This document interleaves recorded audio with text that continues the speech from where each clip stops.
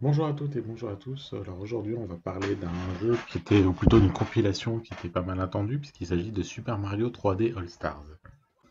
Cette année, Nintendo fêtait en effet les 35 ans de Mario, et ils ont donc décidé de sortir une nouvelle compilation. Alors habituellement, ils sortent surtout des compilations des jeux 2D. Cette année, ils ont décidé de sortir une compilation des jeux 3D de Mario. On trouve donc Super Mario 64, sorti sur Nintendo 64, Super Mario Sunshine, sorti sur GameCube, et Super Mario Galaxy, sorti sur Wii. Trois jeux qui ont été à leur époque de véritables révolutions, mais qui, il faut dire ce qui est, ont pris un petit coup de vue aujourd'hui.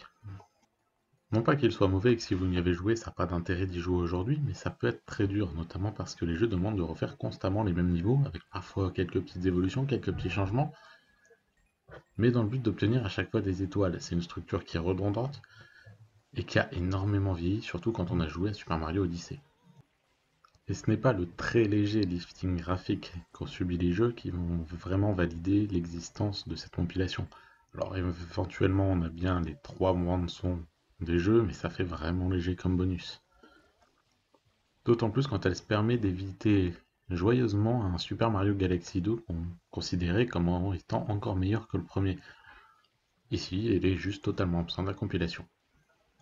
Alors quand on sait en outre que Super Mario 64 avait subi d'autres versions avec quelques améliorations pour le rendre plus jouable, et que ce n'est même pas le cas dans cette version, on peut se demander l'intérêt d'une compilation que Nintendo essaye de rendre rare, en la sortant à très peu d'exemplaires et en limitant sa durée de vie, étant donné qu'elle ne sera commercialisée que pendant un certain temps.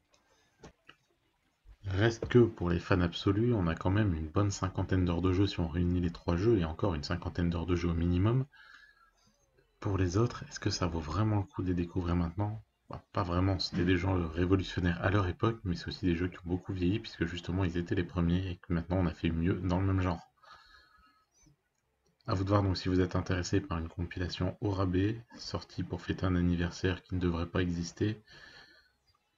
Bref, une compilation pas vraiment convaincante, pas mauvaise en soi puisque les jeux sont bons, mais pas utile.